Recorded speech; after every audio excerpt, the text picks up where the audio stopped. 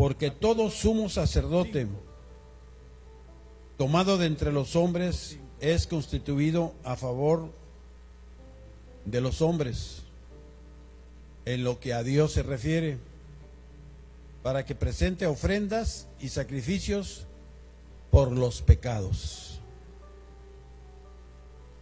El sumo sacerdote Jesús es el tema que quiero compartir ahora con ustedes. Señor, te doy gracias porque nos permite reunirnos de nuevo, Señor, en este lugar. Te doy gracias porque sigues siendo bueno y tu misericordia es para siempre. Habla nuestra vida, Señor. Que tu Espíritu Santo nos ayude, nos ilumine la palabra para poder seguir creciendo a la estatura del varón perfecto, Señor. Sabiendo, Señor, que nosotros no somos nada sin ti y tú eres el que nos abre nuestro entendimiento para poder compartirlo con los demás. En el nombre de Jesús. Amén. Hace ya muchos años, yo viví en Colima y no sé por qué, no, sinceramente no recuerdo, pero yo ingresé a un seminario católico. Quería ser sacerdote, por si muchos no lo saben. Y cuando yo estaba, a veces nos formaban, estaba el sacerdote así a un lado para recibir, según ellos, el cuerpo de Cristo, o sea, la hostia. Y del otro lado, otra hilada donde tenía que confesar uno sus pecados con el hombre, con el sacerdote.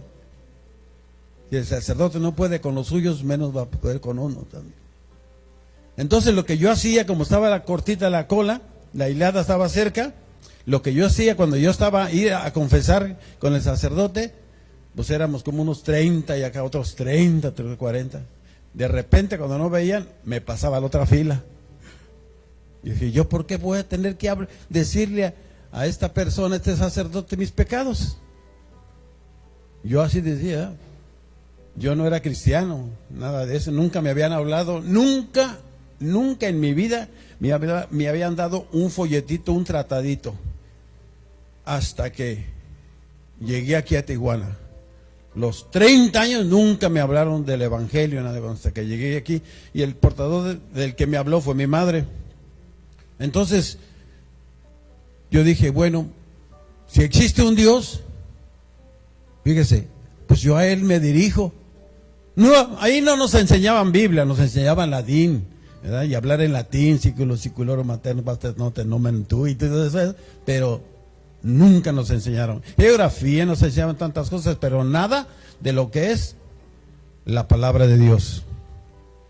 Entonces, cualquiera, aquí vemos hombre, en el Antiguo Testamento, cualquier hombre que aspirara al sacerdocio tenía por lo menos que reunir varios requisitos, y uno de ellos era ayudar a que los hombres lleguen a Dios.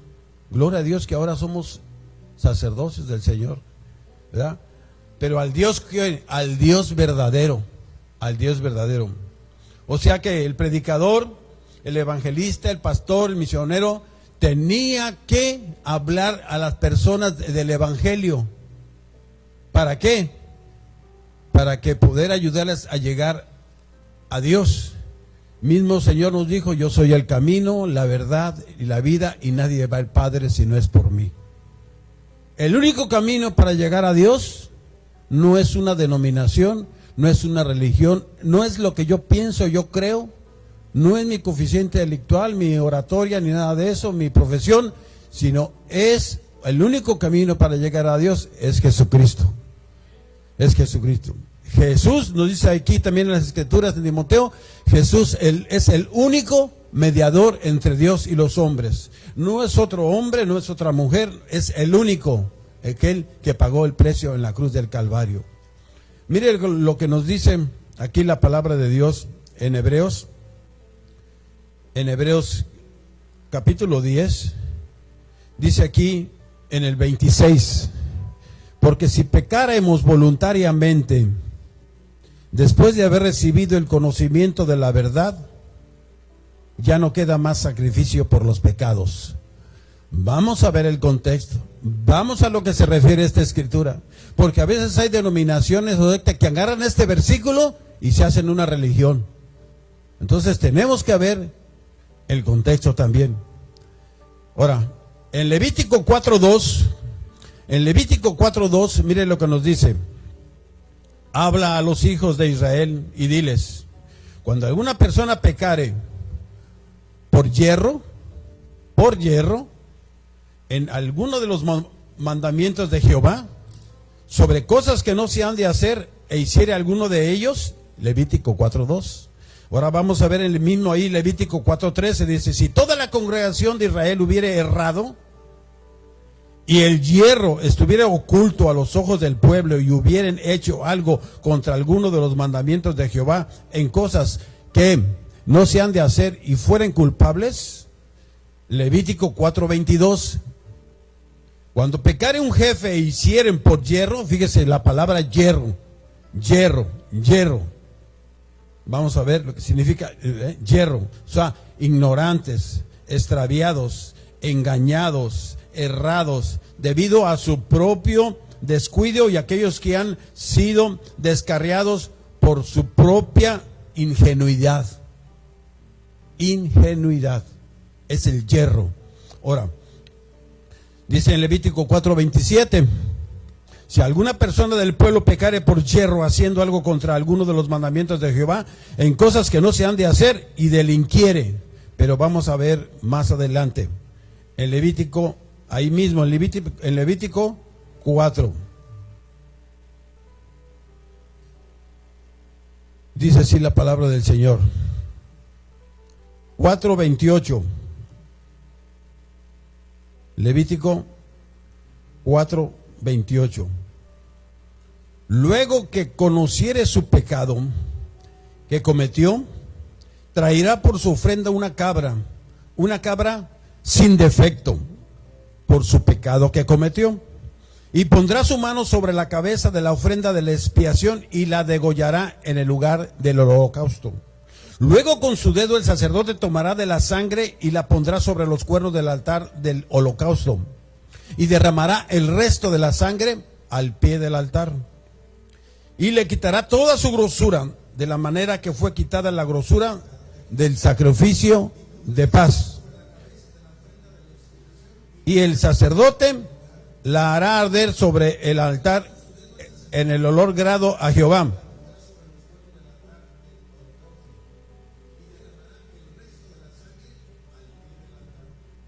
Y así hará el sacerdote expiación por él, y será perdonado.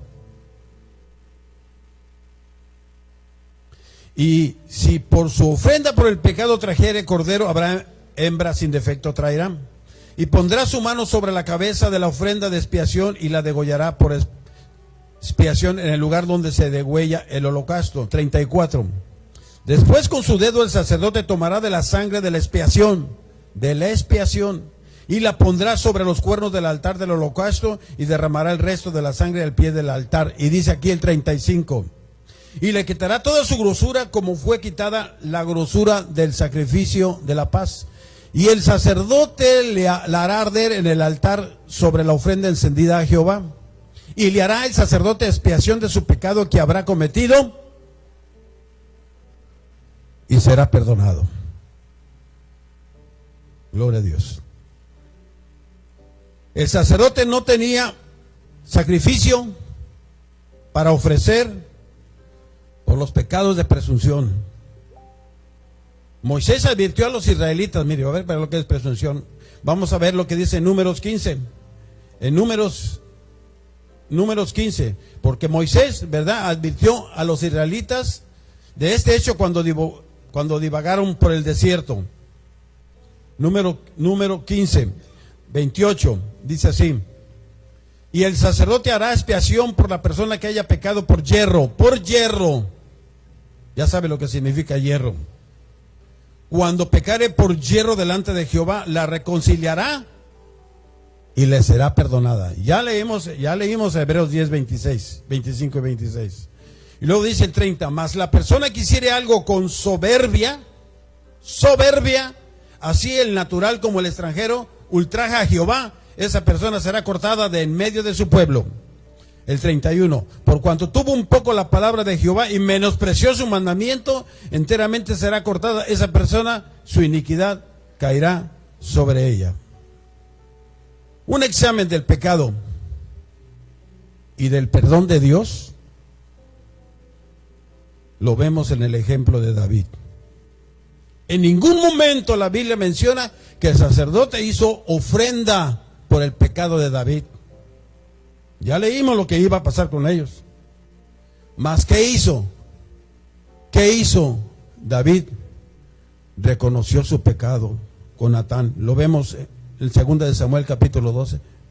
Reconoció el pecado. ¿Qué fue lo que le dijo Natán al último? De cierto, no morirás. Pero el niño enfermó y él sabía, y le llamaban y le decían que se viniera a comer o algo, y él no quiso. Y dice ahí en Samuel, dice, entonces dijo David a Natán, pequé contra Jehová, y Natán dijo a David, también Jehová ha remitido tu pecado, no morirás, porque iba a morir. Pero cuando él respondió a las personas que le dijeran, ya levántate, estaba tirado en el suelo, y vente a comer con nosotros. Dice, y él respondió, viviendo aún el niño, yo ayunaba y lloraba, diciendo, quién sabe si Dios tendrá compasión de mí y vivirá el niño. O sea que él sabía que si el niño vivía, él iba a morir. Y él sabía que si el niño moría, entonces él iba a vivir. ¿Por qué? Mire aquí la gracia y la misericordia de Dios en el Antiguo Testamento. Usted recuerda de los pan que no debería de comer y comió. La gracia y la misericordia de Dios ahí con David, porque reconoció su falta, su error, su debilidad. Eso ahí es lo que vemos ahí. Ahora, vemos ahí en el Salmo 51 también que nos dice. Si usted tiene su Biblia ahí, mire qué bonito. Y Salmo 51. Ten piedad de mí, oh Dios, conforme a tu misericordia. Conforme a la multitud de tus piedades, borra mis rebeliones. Lávame más y más de mi maldad y límpiame de mi pecado. Porque yo reconozco mis rebeliones y mi pecado está siempre delante de mí. Contra ti, solo he pecado y he hecho lo malo delante de tus ojos, para que seas reconocido justo en tu palabra y tenido por puro en tu juicio. Y a veces nosotros decimos, no, es que como está en la Biblia. Pero Dios trabaja, es un Dios que nos conoce, hermano. Es un Dios que es soberano. Y es un Dios de amor y de misericordia cuando uno reconoce su falta, su pecado. Estamos sabiendo aquí, leímos todo lo que es Levítico, cuando la persona era errada, como tanta gente que está errada, está en tantas denominaciones y no conoce la verdad. Entonces nosotros como pastores, nosotros como sacerdotes, tenemos que tener paciencia para poder hablarles que solamente hay alguien que puede perdonarnos y que no hay pecado, como me decía un judicial. Mire, yo ya no alcanzo perdón de Dios. Yo ya no creo que si usted supiera todo lo que yo he hecho con niños, con gente, con adolescentes, madre, y yo le dije, mire, la sangre de Jesús tiene poder para perdonar cualquier pecado que usted haya recibido. Toda. La ignorancia era perdonable, estamos viendo aquí. La ignorancia era perdonable. Por medio del sacrificio simbólico del sacerdote, cuando traían la oveja o algo, derramaba, la sacrificaban, ponían la mano sobre la cabeza y eran expiación y perdonaban sus pecados. Pero la altivez no. Pero entonces, la altivez no lo era. Pero entonces, ¿cuáles eran los pecados de ignorancia? Ahora, los pecados de ignorancia eran por impulso, por enojo, por pasión. La persona tenía que arrepentirse sinceramente, mi hermano, cuando iba con el sacerdote. El sacerdote sabía cuando verdaderamente venía con un corazón contrito y humillado. Cuando uno viene y pasa al altar, sabe uno en qué condición viene y empieza a ser quebrantado por el Espíritu Santo y a llorar, y solamente Dios sabe el por qué. Y mire, no traemos, no viene para conmigo, no viene para con nadie. a sacrificar un animalito y derramar su sangre, porque Cristo fue el sacrificio perfecto en el monte Gólgota al derramar su preciosa sangre. Él fue el sacrificio perfecto, ¿verdad? Por otra parte, la altivez es un pecado deliberado, y calculado. Es una desobediencia descarada para con Dios. La persona es indiferente y fría al cometerlo, no le importa. Eso es lo que se refiere en Hebreos 10, 25, 26. No había sacrificio por este pecado rebelde. El sacerdote debía abrir el camino de regreso hacia Dios solo para aquel que había pecado por ignorancia y quería regresar. Pero mire, David manda al esposo de Betsabé a frente de las filas para que lo maten. No regresa y se queda con la única oveja que era de él. Y mire, él en un corazón contrito y humillado, que era el corazón con el Señor, clama al Señor como Jesús en Getsemaní. Su clamor y su sudor eran como gotas de sangre. Ese es el sacerdote perfecto del Señor. El sacerdote perfecto. Y usted, como habíamos visto antes, ¿verdad? También, mire, vamos a leer en Números 15. Aquí lo vemos en Números 15, cuando, ya leí, mas la persona que hiciera algo con soberbia, así el natural como el extranjero, ultraja. Es lo que estaba viendo Moisés también, cuando les dijo al pueblo que no, que les estaba advirtiendo a los israelitas cuando divagaron por el desierto, les advirtió. Y sobre advertencia dice, y no hay engaño.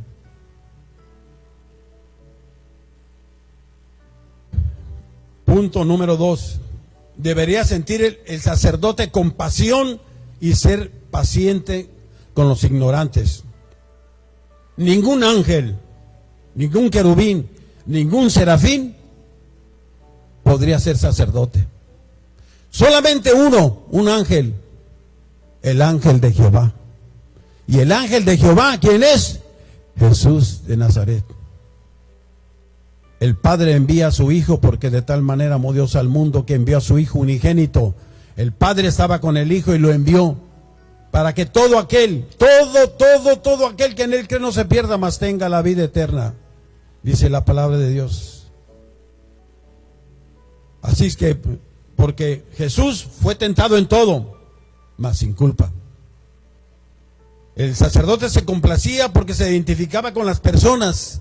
Tenemos que identificarnos con las personas, porque él también tenía que ofrecer. Miren lo que Hebreos 5:3, lo que nos dice la palabra de Dios. Leí mucho sobre los profetas, y la mayoría de los profetas, prácticamente todos, aquí dice, y por causa de ella debe ofrecer por los pecados, tanto por sí mismo como también por el pueblo. O sea que el sacerdote tenía que ofrecer también sacrificios por sus pecados. Y cuando nos paramos aquí en el púlpito empezamos a predicar, es que usted si no se arrepiente se va al infierno, es que usted si no diezma, es que usted si esto, es que usted. Y los profetas decían, Señor, perdónanos, porque hemos pecado, decía los profetas. Porque hemos, Nehemías, Oseas, todos decían, porque hemos pecado. Se adjudicaban también eso ellos. No estaban exentos, porque el único que estaba exento era Jesús, porque no hubo pecado ni engaño en su boca. Fue el perfecto sacrificio, el perfecto sacerdote. Y por eso cuando nos paramos aquí, cuando hablamos a las personas, porque les decimos, ¿sabes qué? Si Dios me ha perdonado mis pecados, también te los puede perdonar a ti. No, pero es que no hay pero que valga. Jesús fue al sacrificio y derramó su preciosa sangre por ti y por mí. No hay pecado tan negro que la sangre preciosa carmesí roja del Señor no te pueda borrar, no solamente cubrirlo, sino borrar. Lo puede hacer así. Así es que el sacerdote se debería compadecer porque se identificaba con las personas, porque él también tenía que ofrecer sacrificio. Y el punto número 3 también, ser llamado por Dios. Cuando alguien se para a decirle, mira, es que tú esto, lo otro, aquello, así, es que nos hemos identificado con las personas. Y nosotros no somos santos, santísimos. También le fallamos al Señor. Y por eso, cuando nos paramos en el púlpito a hablarle, también tenemos que hacerlo personal para nosotros. Si los sacerdotes ofrecían sacrificio por ellos mismos, cuanto más nosotros no debemos de reconocer que también fallamos. Que no nos tenga la gente en un pedestal de que porque yo soy, usted es pastor o lo que sea, ¿verdad? Y ya usted no va a pecar. Pecamos a diario, mi hermano. A diario. A diario. Y el punto número 3, ser llamado por Dios. Hebreos 5:4, mire lo que nos dice. Y nadie toma para sí esta honra, sino al que es llamado por Dios, como lo fue Aarón. Aarón fue y fue llamado por Dios, los levitas. Y toda su descendencia. No hubo nadie que se dijera, yo voy a ser sacerdote. Ahora, en estos tiempos, todos nos queremos ser pastores. Y todos el 99.9, yo creo que todos decimos que Dios nos llamó. Porque si no decimos eso, que Dios nos llamó al sacerdocio, al pastorado, pues entonces estamos mal, ¿verdad? Pero por los frutos los conoceréis, por el camino los conoceréis. Ahora, todos le fallamos al Señor, todos les fallamos al Señor, mi hermano. Vuelvo a repetir, cuando tomamos este lugar, que sea el Espíritu de Dios que nos quebrante y que reconozcamos que nosotros tenemos que llevar a las personas a Dios y a reconciliarse con Dios. Eso es lo que tiene de amar. Ningún hombre tenía el derecho de elegir el sacerdocio en esos tiempos como vocación. Dios escogió a los que iban a ser sacerdotes en el altar. Y todos fueron descendientes, la mayoría descendientes de Aarón. Así es que, así como Dios se reservó el derecho de escoger a los profetas y sacerdotes que le sirvieran, solo Él puede llamar a los hombres al ministerio cristiano hoy en día. Solamente Él lo puede hacer. Ese es el llamado de Dios. Ahora vamos a ver cómo Jesús cumple el sacerdocio. No del linaje de Aarón, sino sacerdote para siempre. Y aquí lo vemos en el 5:6. Como también dice en otro lugar, tú eres sacerdote para siempre, según el orden de Melquisedec, de Dios mismo. Él fue el perfecto sacerdote, hermano, y lo es. Y fue el perfecto sacrificio. No hubo un mejor sacrificio que lo que Jesús hizo en el monte Gólgota. Todos los demás sacerdotes fueron tipos del sacerdote, del perfecto sacerdote. ¿De quién? De Jesús. Pero todos fallaron, todos pecaron. Todos hemos fallado y todos hemos pecado. Por cuanto todos pecaron, todos están destituidos de la gloria de Dios. Pero entonces el Señor nos compró, nos redimió. Estábamos perdidos, pero Él vino a comprarnos de nuevo con su vida, con su sangre. Eso es lo demás. Con su vida, con su sangre, mi hermano. Y por eso le debemos todo al Señor. Aleluya. Dice, no de linaje. Por eso en el Salmo 2:7 nos dice, y en el Nuevo Testamento, tú eres mi hijo amado. Tú eres mi hijo amado. Yo te engendré hoy. Y no por el hecho de ser hijo, fue sacerdote, sino cumplió todo, hermano. Fue despreciado, rechazado, ultrajado, que nació de fornicación, que por el diablo echaba a los demonios. Todo eso lo hacía. Lo dijeron, lo ultrajaron. Pero él, en la experiencia en Getsemaní, dice que ahí, bendito sea el alma, hubo un clamor, dice en 5:7, dice ahí, Cristo en los días de su carne, lo que mucha gente no entiende, vino en carne también aquí. Él tuvo hambre, fue despreciado, desechado, y lo vemos en Isaías 53.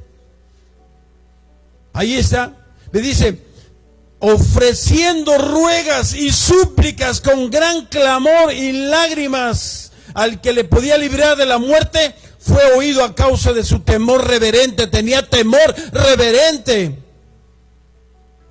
ahí en Getsemaní sufrió, mi querido hermano. Cuando usted se mete a la recámara, a su casa, está lavando los trastes o está planchando y deja los trastes de lavar o planchar y empieza y cae de rodillas, empieza a levantar sus manos y empieza a clamar, no es algo voluntario, es involuntario, y usted empieza a derramar su corazón, su alma, y usted descansa en eso. Jesús lo hizo también, por eso Él nos entiende, hermano. No es que digamos, Señor, es que tú no me entiendes, mira lo que estoy pasando, usted cree que no pasó el Señor. Por cuanto no pasó también, mi querido hermano. ¿Cuántos de ustedes cuando pasamos al altar o estamos en la casa o algo y mucha gente aún no ha tenido esa experiencia de clamar a voz en cuello, Señor, ayúdame? Jesús lo hizo siendo el Hijo de Dios, siendo Dios encarnado, 100% hombre, 100% Dios, mas a Él aquí estaba clamando. Él cumplió otros requisitos ahí, los cumplió como sacerdote, hermano. Hay gente aquí que puede estar orando por usted, que está llorando y clamando en su casa o en el altar, y usted no sabe, no nos damos cuenta y están clamando involuntariamente. ¿Por qué? Porque esto sale, hermano, sale de nuestro cuerpo, de nuestro espíritu, dice ahí. Al que le podía librar de la muerte y fue herido a causa de su temor reverente. Él fue escogido para su obra. Bendito sea el nombre de Dios. Y eso, hermano, debemos entenderlo a cabalidad. Él es nuestro sumo sacerdote. Él es el que nos perdona todos nuestros pecados. En el Antiguo Testamento, vuelvo a repetir, no había sacrificio. Ningún sacrificio hizo el profeta Natán por David. Simple y sencillamente le dijo, de cierto no morirás. Pero iba a morir. Pero no hubo ningún sacrificio. No había sacrificio. Y ahora, mi querido hermano, aún el pecado más negro y oscuro, la sangre de Jesús nos puede limpiar. Nos puede limpiar. En el Antiguo Testamento, por error, lo hacían con el animalito y ponía el sacerdote en la cabeza y listo. Y eso lo hacía, hermano. Así es que póngase de pie, por favor, si es tan amable. Los hermanitos van a entonar.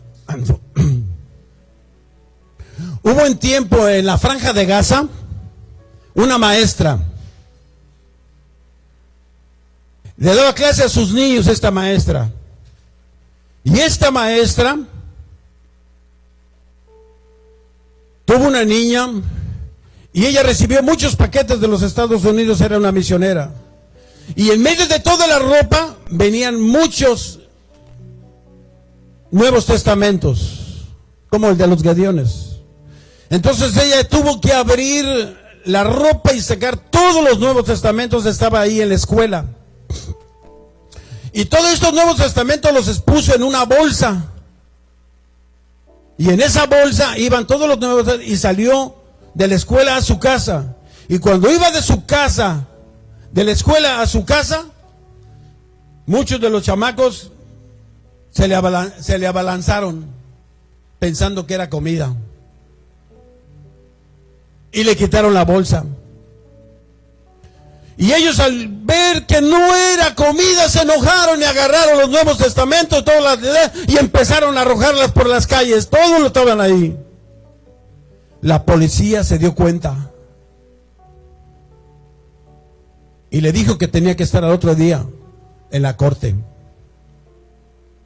Al día siguiente tocaron en su puerta. Y era la niña acompañada de su madre.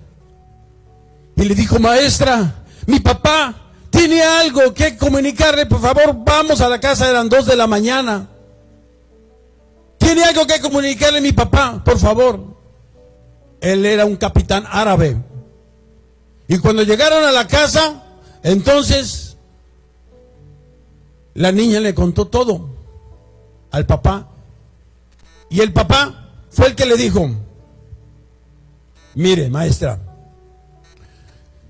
usted va a perder su dignidad, va a perder su trabajo, se van a burlar de usted. Ninguna mujer ha ido a corte y usted va a perderlo todo.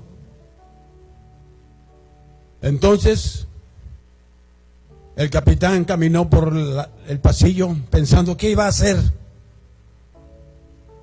Y el capitán le dijo a la maestra: ¿sabe? Voy a tomar su lugar. Voy a tomar su lugar. Dice ahí la historia que a él lo quitaron del cargo.